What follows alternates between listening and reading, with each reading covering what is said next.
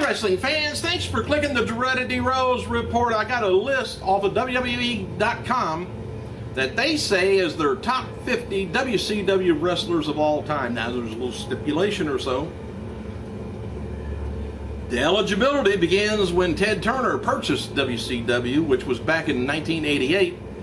And anything from Jim Crockett to NWA, predating that is not on this. So these eligible were rated on their accomplishments while in WCW, as well as everything from longevity to cultural impact, I guess. So I'm not going through the whole 50, don't worry. We'll do top 10, see if you agree, disagree. Then I'll give you the bottom 3. All right, number 1. Now this could be, controversial too. Sting. Number 2, Ric Flair. Now you could reverse them. I don't know how the voting went on, who came up with this, but all right. Number 3, we'll go on down to number 10. Hollywood Hulk Hogan is 3. Goldberg's 4. Kevin Nash, then Diamond Dallas Page, Lex Luger, Booker T. Number 9 is Macho Man Randy Savage, and Scott Steiner, number 10. So that rounds out top 10. All right, all the way down to 48. Dennis Rodman. How he made it on there at all, but 49, Juventud Guerrero. I don't know how he made it so low, but I tell you, the guy that's burned a bridge with WWE quite a while back, not his father, but him, and this is, I think, is why he's number 50, is Jeff Jarrett. Now, how Dennis Rodman rates over Jeff Jarrett in the top 50, I don't know. All right, there's a lot of talk backstage at WWE Over the Limit pay-per-view about the quality of the Diva match with Layla and Beth Phoenix. Feeling is that Layla's performance was a sign that her knee isn't 100% yet. And I don't know if you noticed that, but WWE shortened Lord Tensai. At least his name. It's just now just plain old Tensai. Not going to make any difference to me, but anyway, that's... not the only character they're working on, too. All right, officials reportedly were close to putting the WWE title on Daniel Bryan over the weekend at the pay-per-view Over the Limit. The topic of Daniel Bryan winning the WWE title was discussed a lot in the past few weeks, and apparently talks got pretty serious. Then all at once the idea was nixed, and they went with Punk retaining the title. And there was a joke going on there towards the last when Vickie came out on stage. Cole was joking last night that Lawler and Vickie wears the same kind of shirts. And apparently it's the truth. Vickie plugged Carmen's Boutique in El Paso, Texas on Twitter.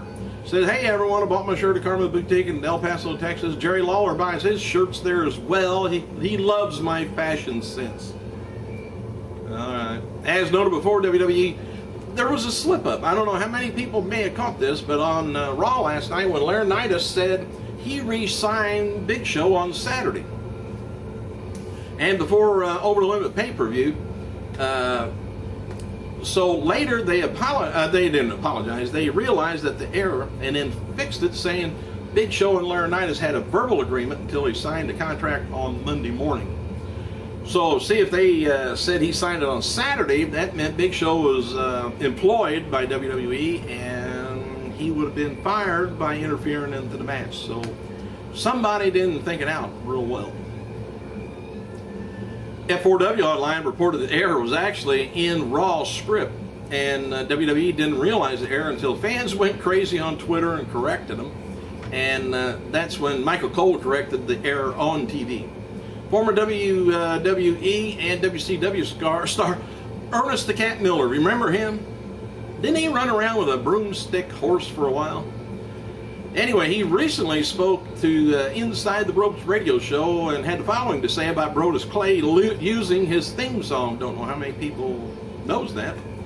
He said, I haven't watched it, and I have nothing against the guy. He's working for the company, and I feel like someone told him to do it, and he's trying to make it work. Many fans have said that's not good. He's not as good as me, and maybe popular without even being on the TV show. But he says, but he's not the original. I could have made it work. So, in other words, I'm a little pissed off, he said. That's about it. Don't know who own the rights to that thing. Apparently, WWE. WWE will tape SmackDown and NXT from the Mohegan Sun Center. Looks like in Pennsylvania, no match has been announced, but the Sheamus versus Alberto Del Rio and Kane versus Randy Orton in a street fight being advertised locally. WWE's given Ryback feature billing for an upcoming SmackDown Live event and TV taping, working his way up that ladder.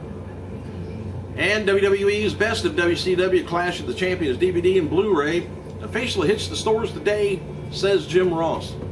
And he also commented, said WWE's Best of the Clash of the Champions available tomorrow, which was on Twitter last night. Says, I got an advance copy, brought back tons of great memory. He said wrestling with a bar. Tyler Rex, he's going to be on WWE NXT alone this week with his without his partner Kurt Hawkins. He's headed to Brazil and Ecuador with the Raw brand. And, you know, somebody I haven't seen in a long time, nobody's even said too much about him, is whatever happened to Wade Barrett. They had big plans for him, and he just kind of disappeared. Well, there's a problem, I guess.